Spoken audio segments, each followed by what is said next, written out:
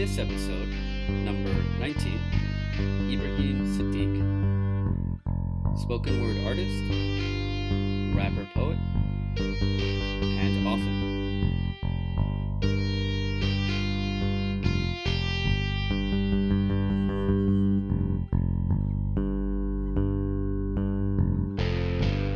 I'm your host, and This is the Jim Nog Pod with Jim Noguera.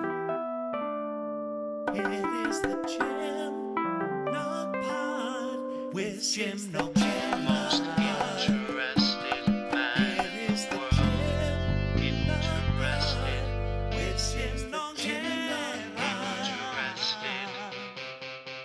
the most interested man Jim in the Nog world. Pod. Interested, It is the Jim interested. in the world.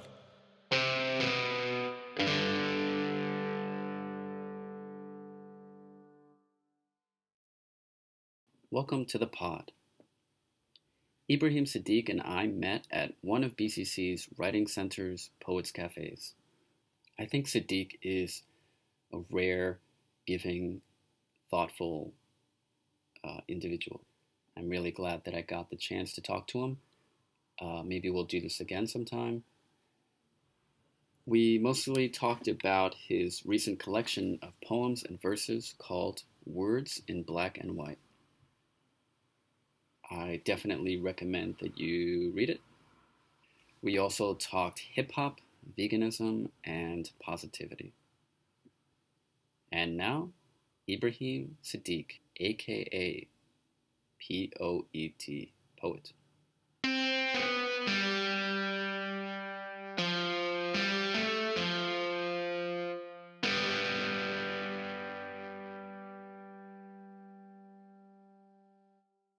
Welcome, man.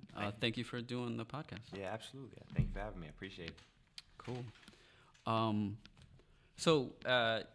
Yeah, just like maybe a little recap on like how we met. So, I saw you performing at the Poets Cafe, Yeah. and I thought like you were like a very real person, and I don't know, just genuineness, and I liked your art too. So, so I bought this this book that you put out, Words in Black and White. Yes. It's pretty dope. I read it, you. and as you can see, I marked it up a bit so Yeah, that yeah. we can talk about it. But maybe first, like, what inspired you to like become an artist? You know, like what pushed you in that direction? Well, I guess I've always been creative in a sense, like to just create. But what actually pushed me into writing poetry was I was 15 years old. My father had passed away, and I was just in my room, just thinking about his death, thinking about death in general, life in general, and just started jotting down some thoughts on paper, questions. And I seen that by accident the first two lines had rhymed, so I just kept it up with that. And at the end I had this poem. It was a bunch of questions, but it was a poem, and that was my first poem I had ever written. And I just kept it up from there. From time to time, I would write different pieces here and there. And what got me into performing poetry, I guess for a couple of years I would just write. I kept to myself, and my mother was cleaning up my room one day, and I guess she found my poetry, and she read it, she liked it, and she asked me to come meet her down at a coffee house one day in Peekskill, where I grew up. And when I got there, they were setting up the microphones and whatnot, and I asked, "What's going on here?" She said, "Oh, they have an open mic." "Oh, okay, that's cool. So she's like, "You should sign up." I'm like, nah, I'm not gonna sign up. She's like, no, you should sign up. I'm like, I don't even have my stuff with me. Yeah. She's like, and she reached down and she got a folder. She's like, I brought it with me. And she had all my stuff. So she like pushed me on stage. I got up there and I read my stuff, and some people in the audience told me, say, hey, you should go to the city and check out the Noguera Poets Cafe. I said, well, all right. Went down there with some friends one night, and that was the first time I saw like spoken word poetry. Cause this was more of a poetry reading, folks reading from books and stuff. It's more different from the performance aspect of spoken word. And I went to the New York Poets Cafe, and first time I had seen like a spoken word event, and just the theatrics and just the energy behind it. And I'm like, oh wow, I could do this. And I wrote my first poem to perform on stage, and I went down there and I performed at the New York. Yeah. Wow. That's really cool. Yeah.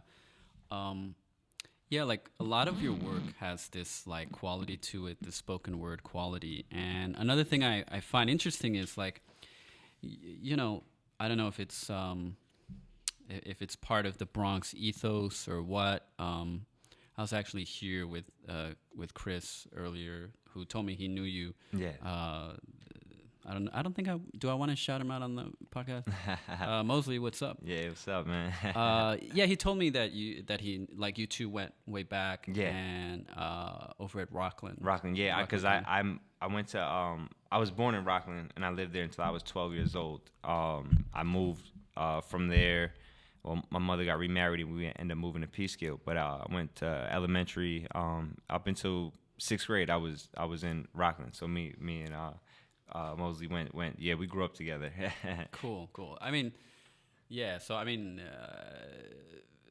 still, I feel. I mean, I guess the Bronx hip hop ethos kind of has spread out a lot since its origins, and it's like felt all over the world. But anyway, I get a sense of like both the hip hop influence and like the more poetic stuff. And what's cool about this is like, you read some of the poems or some of the verses here, and it's like, it's like you can put these bars onto a track, and and you have a song. Yeah. Or you can read it, and it's like, I mean, some are like more in a poetic form. Like poems like this, like Beliefs, where it's more of a has more of like a rhyme structure, and it's like very kind of concise. But then you have like these longer pieces, like like this first one, right? Absence of Fear, which is like super long, and it's like. So when you write, do you decide ahead of time? Okay, I want this to be. I want these to be like hip hop bars, or I want this to be a poem, or do you just not label it and you just start writing? Yeah, well, everything I learned about poetry, I learned through hip hop. So that's where the influence comes from. Everything from metaphors to rhyme schemes, internal rhymes, double entendres, like literally everything I know about poetry, I learned through hip hop. And so when I write, I'm writing I'm writing as if it's bars. I've never, like when I'm growing up, all my friends rap, but I never wanted to be a rapper. But I always had this creative aspect to me, and I just knew how to write as I was writing bars. So that's how my poetry came out. But sometimes I deviate from that and write a more typical poetic piece, that as far as structure and whatnot. Yeah. But most times I don't have any thought. I'm just, whatever comes to me, I write it out, and usually it comes in that way, unless I'm consciously thinking, all right, let me structure this as a haiku or a sonnet or whatever the case may be. But most times I'm just writing bars, Yeah, and it's like, where do you even draw the line sometimes between like poetry and hip hop? Some poetry and hip hop are just indistinguishable from each other. Absolutely. And I think that's a good sign of or that's a sign of a good artist, is someone who can write a hip hop song that's relevant, that's modern, but also that translated onto paper is a poem. Yeah, absolutely. So I wanted to ask you more questions about this book. So the title is Words in Black and White. Like, why words in black and white? It's kind of just something. Well, it's all right. So to explain that, I have to explain the book that's coming after. And well, when I put well, let me take a step back first. The reason I put this book together, I had a CD before this. I put together a bunch of poetry CDs, and it's kind of a mixture between music and poetry. And every time I would go to a show and perform, people in the audience would ask me, "Hey, is that poem on the CD? Is this poem on the CD?" And it wouldn't be, because the things that I created in the studio would be different from the poetry I created to perform on the stage. So I wanted to compile the poems, a bunch of poems that people were requesting from the shows, as well as some other poems that people have never read or heard before. So I kind of just put it together, and it's just here. That it is right there in black and white. But the reason I named that like that is because I have another book coming after this, which was supposed to be my first book, and I didn't want to rush it, and I put this out. But that book is called Gray Matter, and it's basically I put a lot into my writing. As far as I would like to think that there's a lot of deeper messages than just what's on the surface. And a lot of times maybe it's missed, or people read things in there that they might not be familiar with or whatnot. Certain esoteric topics. So I have this book that I'm creating where it has my poems, but then it has breakdowns of certain lines and just my philosophy. It just expounds on certain parts of that. So that book is a connection to this book. So this is the words in black and white, and then this is the gray matter, everything in between. Okay, cool. Yeah, there's something like really like humble and like I don't know, just real about this collection of stuff that I really appreciated. And I think that's where your strength lies. A lot of your strength lies is in your ability to sort of say things that are deep, but without like any kind of veneer of any kind of pretension or any kind of trying to be something that you're not. Where does that come from? I mean, mostly just with my poetry, I just try to take my thoughts and ideas, my certain opinions, and just deliver them in a cool way. Like a hip hop. Because like I said, I listen to a lot of hip hop, and a lot of times the messages aren't inspiring, but the wordplay can be pretty dope. You know, and I wanted to combine. And then you have certain people that their messages may be good, but the delivery and whatnot is not really there. So I take pride in kind of putting the two together, and having wordplay and flow and delivery and whatnot, but also having something of substance and really just trying to put things that I believe in out there in dope ways, so people will actually listen to them. Like, okay, let me. Yeah, and I don't know if I worded that in the best way. It's like I'm not trying to say that there's something weird about just being real. Yeah. But it's not maybe the most common thing sometimes. Like you alluded to. But yeah, I mean, there are tons of real people there, and I want to talk about, you mentioned hip hop and like people you listen to. Mm-hmm. Before we get there, I really like this description that you have in the book. So you like to go by the acronym POET, Mm-hmm. right? Yes. POET. Which is an acronym for putting out eternal thoughts. I wanted to ask you about that. Like, what does that mean to you, putting out eternal thoughts? Well, to me, just thought is creative energy. I believe that our most dominating thoughts will attract their physical counterpart. Meaning, like, if you constantly sit there and think about negativity, you're going to attract negativity. If you think about positive things, you'll attract positive things. And I try to be mindful of the messages and the thoughts that I put out there, because they can be lasting, they can affect others. So it's just based around that concept and knowing that also that that even though that I won't be here forever. Whatever here is that my art can have a long lasting effect, you know. And I'm putting these out eternally. These can last longer than my lifetime and whatnot. So it's an array. It's a bunch of things that means I feel that because it's, you know, like that's something that I can relate to because I think I've been saying for a while, like writers, if you, it's not just writers. I mean, there are many ways you can reach people beyond the time that you have on Earth through not just art, but this is gonna sound super cheesy, but there's when I was watching what I think most people think is a terrible movie. What was it? Batman versus Superman. Okay. Right? I think most people hated it. Okay. I had super low expectations, so when I saw it, I was like, it's all right. But but there's a slogan that's used in it, and it's like it really spoke to me because it was sort of something I was struggling with, a question I was struggling with. It seemed to answer, and the saying was basically, for those of you looking for your monument, look around you. You know, and you know, you can say whatever you want to say about the film, but I think that's a powerful sort of statement, you know, for anybody thinking about their life and what their life means.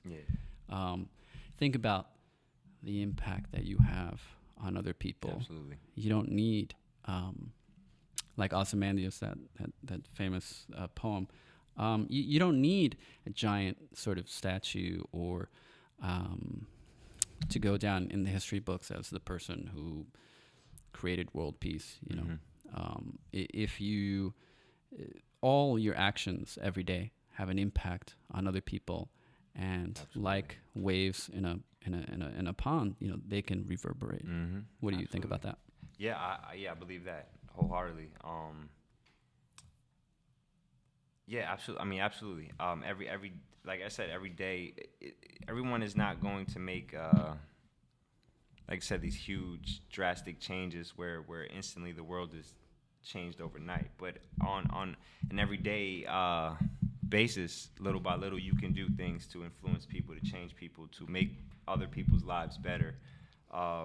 So yeah, I believe, and I believe those things add up, and those things spread, and you influence those people to go on and do better things. And yeah, like you said, it's a ripple effect. And that's what I see in a lot of your verses and poems, and I don't even want to like label them sometimes because it's whatever you want it to be. Yeah, absolutely. But I see that like so much in like what you write, like you're like in a piece like Son of God. You know, actually there are a couple of things here that I want to talk about. Cool. But one of the lines is, let me see. Okay, this is sort of in the middle of what you have. You say, they say God helps those who help themselves. Well, then I guess I'm here for the rest of you. That's just a small, like a snippet in a much larger piece. But like, you know, what is Son of God, S-U-N, of God?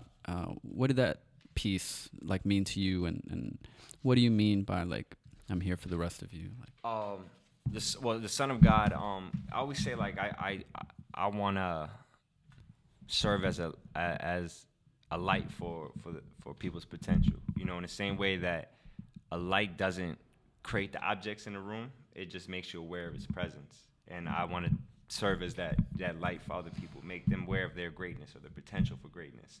So that was the whole, I guess, the essence of the piece. And when it says, I'm not here for the rest of you, like the whole poem is just a play on like a lot of religious ideology and whatnot. But and you always hear that, you know, God helps those who help themselves. But a lot of times, from what I've seen, a lot of people don't know how to help themselves. They don't have the proper resources or the knowledge to know how, and they need that help. They need someone to literally show them look, this is what you need to do, or this is what you can do. This is what's out there for you. So yeah, I feel like at a certain point, some of us have to kind of share that responsibility of helping those that may need that extra help, may not know what to do in order to help themselves. Yeah. So Yeah, no, I really like this piece, and I could see how sort of, religion plays like, or belief, faith, whatever you want to call it, plays a role in it. Like, you mentioned Christ a lot, and you say you're not the second coming of Christ, but you can bet your life I shine bright. mm-hmm. So I'm curious.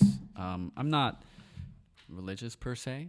I do, over the years, have found myself being more spiritual in a way that maybe, it reminds me of like these Hollywood types that get into Buddhism. Like, I don't know how much they believe it, but I've become more open to possibility and wonder and stuff like that. And for me, it takes a spiritual bent. For others, they find wonder and so on in science, and that's cool, Mm-hmm. and I do too.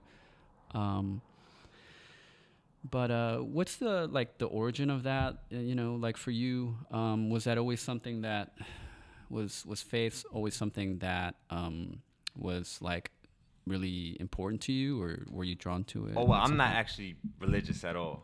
Oh. Yeah. So I the reason I took that piece is a few reasons. One, because a lot of the metaphors in it, whether you're religious or not, people can identify with them, or they know of it, know of the stories and whatnot.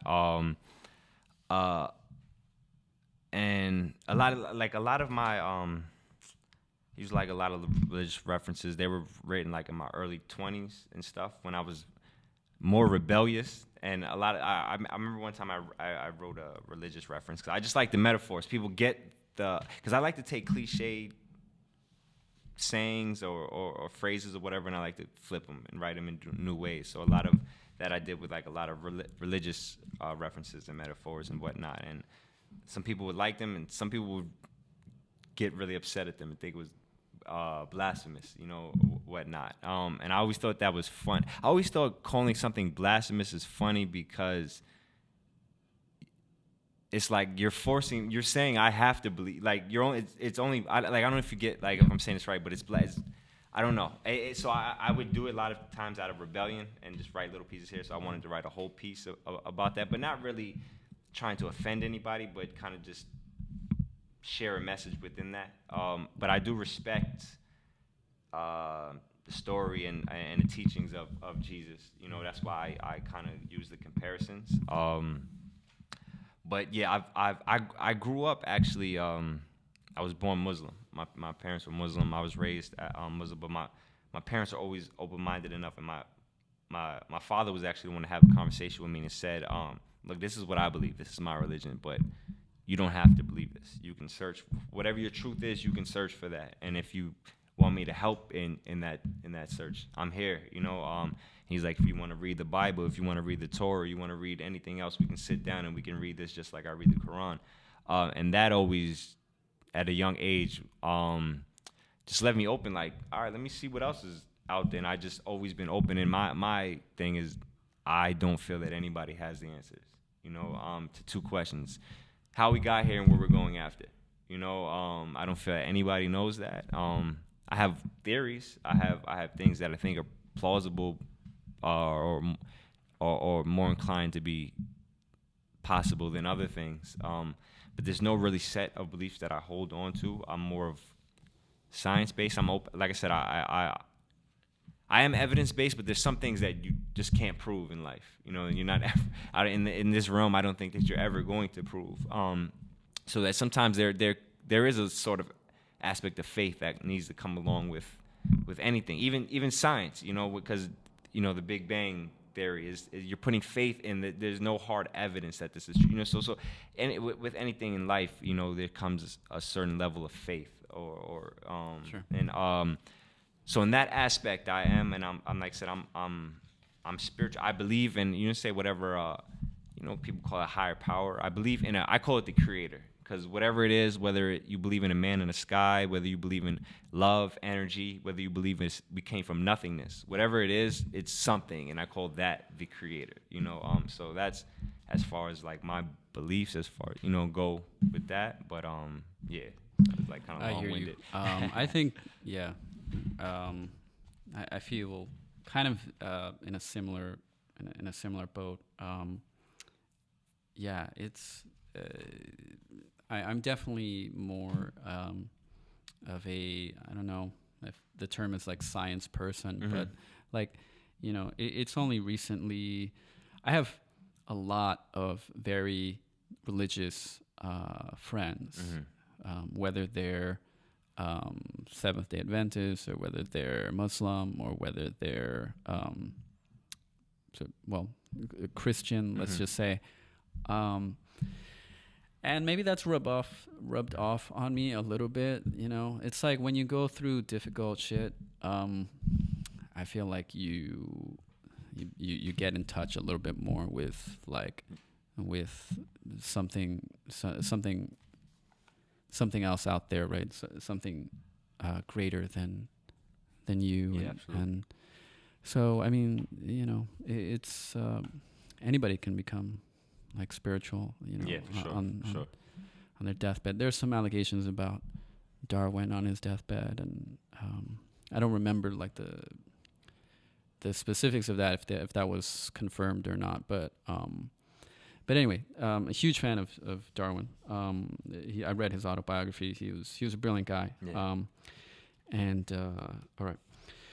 So another thing you say in this poem is, let's see if I can find the beginning. Okay. I can assist in the search for the knowledge you're seeking, but I'm vegan. But I'm a vegan, sorry. So no fish, but I've got loaves of bread. Food for thought for the underfed, which I thought that was a dope line. Oh, thank you. So are you vegan? Yeah. Yes, I am, but I say I kind of, a lot of people are that go with the term like plant-based now. I say that because I guess I mean a lot on social media and stuff, but a lot of vegans can be really aggressive a lot of times with their viewpoints and stuff, and I don't know. So I'm not that I don't judge anybody for their diet. I don't push. Most people don't know that I'm vegan because I don't. It only comes up if I'm at, like, someone has to keep offering me me. I'm like, oh, no, I don't. You're not hungry. I'm like, no, I'm good. Nah, I don't eat meat. But you don't eat meat. Da, da, da. So but yeah, it's it's been a progression. I started. I'm 34 now. I started when I was 21. I actually tried to start when I was in 7th grade, right? And I didn't know what vegan was. I was vegetarian. Okay. And there's nothing that prompted it really, other than something in me just said I was supposed to be this. I was supposed to eat like this or whatever. Just for me. And it only lasted like a week or so because at the time I only knew it other than meat and animal products. I knew fruits and salad, and then I kind of got tired of that after a week and went back to it. Then in like 9th, 10th grade, I tried it again. And like I said, it's still living at home. I was subjected to whatever my parents were cooking, was eating, and so that didn't really last. And then when I moved out later on, this is when actually something prompted. I saw a skit show. They were making fun of milk and the stuff that how it's processed and whatnot. I'm like, that's not true. So I started looking this up and found out these things. So I was like, let me cut out milk and try like alternatives, and then I cut out beef, and then chicken, and then eventually fish, and it was just like a progression. Wow. Okay. I mean, I guess we share some things in common. I don't call myself vegan. Yeah. And I mean, I've been vegetarian since I think 19. Nice. I'm in my mid-30s, just like you. Um, and yeah, it's like if you go vegan and then you promote that and then like you switch off, like you're gonna face some backlash. Yeah. So a lot of people just say they're plant-based or they Yeah. don't put it out there. So I hear you on that. I think I eat vegan like most of the time. Yeah. And then sometimes I'll have dairy or something with eggs in it, but Okay, never cool. like just like I'll never have milk for the sake of having milk. It's actually I find it a little gross now. But anyway, let's see. So there's a lot of good stuff in here, but actually before we get to that, so you mentioned some hip hop artists or you mentioned that hip hop was motivation for you. Yeah. Inspiration, motivation, and so on. What are some people that you really gravitated to, and what are some people that you listen to now that you think are dope? Because, you know, and in anticipation to this podcast, I was thinking, like, who does this guy remind me of? And you remind me a little bit of J. Cole. Oh, nice. I appreciate that. Yeah. Yeah, just in terms of like the content of what you're talking about, but also just kind of your vibe, and you know, and he's a really positive guy. Absolutely. So I don't know who motivated you. Who do you listen to? Yeah, well, you know, I guess, you know, I think, you know, a lot of people's favorite, you know, Tupac, but more so his a lot of his philosophies and the messages he was trying to put into his music, and kind of what he was trying to do before he passed, you know. But another artist that influenced my writing when I was younger, and like I said, if unless people are really into hip hop or know his stuff, I'm not sure I might know him, but Joe Budden, you know, Joe Budden. But unless you're really familiar with his mixtape stuff and all that, because when I was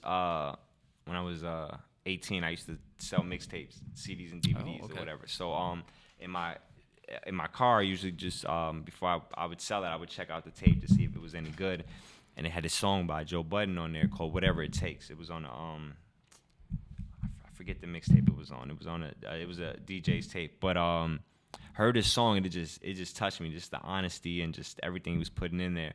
And he has this, like I said, he has this thing where I actually got it from him, where he takes like cliche lines and he flips them into new ways to add, or add something to give it a new take on it. And I heard that, and he kind of influenced me to step my writing up at an early age. Joe Budden and Lupe were the two biggest, I think, influences on me as far as just writing. I look at artists that make me say, like, damn, why didn't I think of that? So Jay Electronica is another one. Absol, of course, Kendrick and Cole. But yes, I listen to like a lot of like underground artists. Just artists that are gonna make me say, damn, why didn't I think of that? Why couldn't I put it like that? That make me want to step my writing up. Okay. Yeah, I mean, it's. I have an interesting relationship with hip hop because it's like I'm pretty much. I've been in the Bronx most of my life. I spent some time in Manhattan, like the Washington Heights, and so I mean, basically the same thing. Yeah. And so I mean, what ended up happening growing up is I sort of grew up listening to hip hop because that's what everybody was sort of listening to, and then I had sort of a rebellious phase, and I was listening to, I think at first it was like grunge rock, and then it was like heavy metal, and then it was like goth, right? I just kept going further and further in that direction until eventually, I was like, oh, okay, maybe I've gone too far, and and then recently, just from talking to different people and embracing more of the Bronx in me, right? Because it's like you can't deny where you're from. So I've been picking it back up, and so learning more about like the deeper messages in Pac that you know, just as a casual listener, you might not you might not know. And so he was a really deep guy and a really smart guy. So I like people like that, and I like a lot of the, I want to say, newer guys. I know they've been around for a while, but like some of my favorites are Joyner Lucas. Oh yeah, Joyner.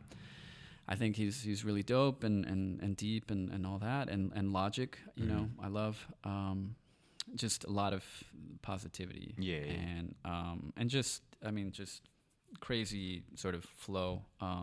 And then Eminem, you know. It's been a kind of a love-hate with Eminem because he was so popular. And so as a rocker kid, you know, I kind of hated Eminem. But now I can appreciate for sure all that. Cool, man. So there's a lot of poetry here, a lot of cool stuff. Is there anything here that you want to read, like for the people listening? Nothing in particular, but if you thought there would be one that... Yeah, I kind of like Justice is Blind, or Justice is Colorblind. Colorblind, yeah, okay, cool. Just make sure you talk directly into the mic. Got you. I haven't read that one in I think I got years. it. I think it's one of the... Okay, cool. One of these... where is it? It's... here we go. Page 22. Justice is colorblind. I heard Justice is blind. I know she ain't deaf, so allow me to speak my mind. I've known Justice for quite some time. For as long as I can recall, we've been in an abusive relationship. She doesn't respect me. She neglects me, and whenever she has sex with me, it doesn't feel like we're making love. It just feels like I'm getting fucked. Before me, she was with my father and his father before him. They cried out for help, but she just ignored them. We try to speak up, but she won't listen because in the judicial system, there's this thing I call the color line. Justice can see, she's just colorblind. Let me explain what I mean. The more melanin you possess, the easier it is for your crimes to be seen. It's unfortunate. You can tell because in the jails, the numbers are disproportionate. They raid the crack spots and frisk us on corners because we might have the crack rocks. We face the punishments when it's our government that takes the guns and drugs and invites them in, but they overlook white-collar crooks and suburban kids snorting Vicodin. Justice, everyone's heard about her. At least for us, here and there, a couple words about her. As a matter of fact, most of my family and friends and everyone that's related, Justice seems to have dated. But we never had relations. A couple times she threw it in our face. But whenever we beat a case, she calls rape or says it was a mistake. And if her period's late and she starts to feel nauseous, before she starts showing, she goes to get an abortion. See, Justice gives it up to anyone but us. With us, she's anything but just. Throughout time, your actions have shown that you hated us. We're just products of your resentment. You created us. And when we act out, you're surprised. I now see this relationship as near its demise because you even started to believe your own lies. And even though you claim this place, I feel you should be the one to leave. True, the deed is in your name, but it was all blood, sweat, and tears. This house was built on our pain. Dope. Thank Kinda you. wanna Thank you. do some of this. Thank you. Thank you. Is there something... I mean, I think this is deeper than just like one incident, but like, what makes you passionate about this topic? And like, or were you writing about something in particular, or did something in particular motivate this poem? Yeah, well, I wanted to take, they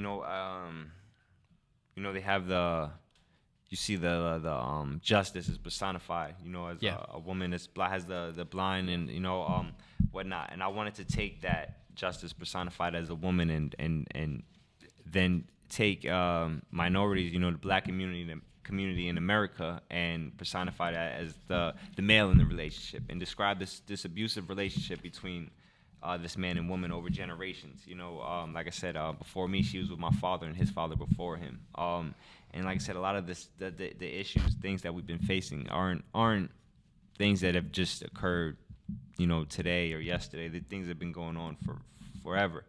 And I kind of wanted to write a poem that addressed this, America or the justice system relationship with poor people of color in this country, and that's essentially what prompted that piece. Yeah, and I think there's another. I might ask you to read another one just Okay. because it's kind of along the same vein. Um, but yeah. So if you don't mind reading Untitled verse number 3, Cool. I got it open right here, and so it's kind of on the same topic, and at least I think it's on the same topic. We'll see. Play into the bullshit you need not. Ignorance is a drug, this is detox. I spit for addicts. We're dying in the streets. Every day I see a young Crispus addicts. There's a war going on outside, no soul that's safe from. It's easy to take a life. I show you how to save one. I spit it smooth cause the truth I know it hurts. If you ever sold your souls cause you never knew its worth, but don't let it phase you. I show you self-appraisal. It's a fact, you can buy that back. See, I'm a rebel with a cause, a rebel with no clause, no agreements, no surrender, no retreating. I yell it when I see them. There's only one way I'm leaving. That's with my motherfucking freedom. See, I spit it for the world, try to light it the map. And if the devil got a problem, he knows where I'm at. So you're using religion or Yeah. these images in a poetic form, but okay. I thought you're religious. I'm glad you clarified that. And a lot of times when I say the devil, you know, a lot of times people blame the devil. The devil to me is the negative energy, you know, with that whatever people blame that on and how it manifests, that negative energy. You know, God is positive energy. But like I said, a lot of times I use these vague terms because even though they're vague, and like I said, people understand them. If I say the devil, even if you're not a religious person, you're going to understand what I mean to some extent. If I say God, you're going to understand what I mean to some extent. Even though you can have 100 people in a room and they all say they believe in God, they'll all have 100 different ideas of what God is, probably, even if they're from the same religion, you know? Yeah, I use those terms a lot, especially when I was younger. You know, a lot of times like I said, it would just be more so because people would pay attention more. And if I don't know if to me, like I said, it would offend someone, but then that would open the door to have a conversation about why they're offended, you know, and let's speak about this. So yeah, I use a lot of those metaphors and whatnot. Yeah, it provokes thought, right? Like if it's also using, you know, religion is and culture are like a language, and you know, when you use these symbols, it's like, okay, you're speaking like their language. Yeah, I mean, yeah, I really enjoy this, and you know, is there anything you want to share, like about performances or stuff that you have coming up? Do I have any? I don't know if I have any performances I could think of offhand. I got what I'm doing right now. I've been applying for a lot of grants. We're trying to build a art program in the Bronx. So like a lot of my focus is going towards that. I kind of like. I actually just did finish another book though. It's called Something Light. It's just a book of haiku and short poems that I'm putting out in a month or so. I just got the final version Thursday. It was just mailed in, so I'll be planning that. So I don't know if you know, people can check me out on Instagram, aka Poet. You know, I have or if you know how to spell my name, Ibrahim Siddiq, you just look me up on Facebook or youtube.com/The Artist Collective. So those are places I'll be posting just new material that I have, you know, new work, projects, upcoming events and stuff.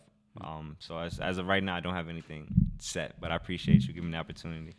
Absolutely. And maybe you want to talk a little bit about, because I was interested in it too, like some of your, you know, more justice-centered activity or like philanthropic pursuits, because I know you do a bunch of stuff. I'm sorry, off the top of my head, I don't remember exactly, but we talked about it before briefly a couple months ago. So well, I work with a few different organizations. I work with incarcerated youth. I work with an organization, Prison Rights. We actually bring literacy programs, workshops, poetry programs to incarcerated youth, as well as I run a program at a art center, Alpha Gun Art Center in the Bronx. It's a grassroots arts program. We do writing workshops. We have a music program. We just got a grant last year for we're building a studio space. So essentially what I'm trying to do is create a space for the youth. Once they're released from the facilities, a lot of times they go back into the same environments that got them into trouble in the first place, and they don't have any creative outlets. Going back to what I said, a lot of helping those. God helps those that help themselves, but I'm here for the rest of you. A lot of times these children, they don't know what to do. They only know what they've seen, what they grew up around, and they know this negative, this violence and whatnot. So we're just trying to build a space where they have the opportunity, the resources to flourish, to grow. So that's essentially in a nutshell what I'm doing, and I use my art. My art is used as a vehicle for activism and social change. That's what I try to. So every time I write, it's with purpose, and I try to use that to spread that message to enlighten others to help as well. Awesome. That's kind of why I wanted to have you on, because I think that's really cool, and I don't see a lot of people devoting so much effort into that, and I think that's really cool. So yeah, people should definitely follow you if they want to sort of figure out more, learn more about the issue, or how they can participate. Absolutely. And so on. Yeah, I think that's really cool. For someone, well, I see a lot of very religious people doing stuff like this, and it's also good to see people who don't have to be. Yeah, for sure. Also doing stuff like this, and I think that's really cool. I don't know if you want to leave with like a message or something like that to listeners, but I can give you that time if you want it. Yeah, I mean, I guess the most simplest thing, I mentioned it earlier, just about just attracting, your thoughts attracting their physical counterpart. If you think about positivity, you're gonna attract that. Thinking about negativity, so just be careful what your thoughts dwell upon. Be careful of getting into these spaces of negativity and whatnot. Yeah, I don't know. I anything else I think would be cliched or whatnot. I don't have anything specific, but yeah, that's just beware of your thoughts. I think that's a great note to end on. I think having a positive state of mind really does like spread, and it's something I think about. Like even when like driving, or you know how people get cut off and they get pissed off and stuff like that. And I think that guy is probably had a hard day, or wanted to yell at somebody. And I think, once you're on the receiving end of something like that, then you can carry that over to somebody else. Yeah. So I totally agree with you. Positivity does it's contagious. You're spontaneously nice to someone, and who knows the type of positivity that Absolutely. That person will have on somebody else. Absolutely. Awesome. Thanks for being on, man. Thank you for having me. I appreciate it. All right. Peace. Dope. Thanks. Peace. Next time on the Jim Nog Pod, my brother from another mother, my Jamaican pal, musician, Marcos de la Guagua. He's got a new album out, The Mind Game Aspects, to be released later this month. We'll talk about his new album and listen to some music. Very much looking forward to talking with him, hanging out with him once again. I'm out. Peace.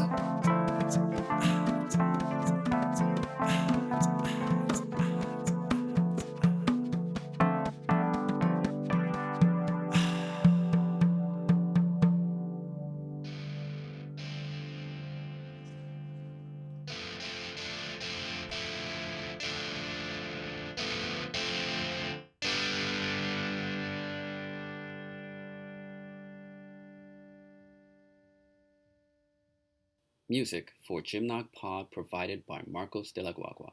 Guagua is spelled Guagua. Art by Seco1844. Seco is Seko. My website, which contains news, bios, social media links, a bibliography, a blog, a podcast page, and a press page, is jamesnoguera.com. Noguera is Noguera. You can follow me on Twitter and Instagram at Gymnog. That's JIMNOG. Or donate on patreon.com/Gymnog. And thank you for your interest.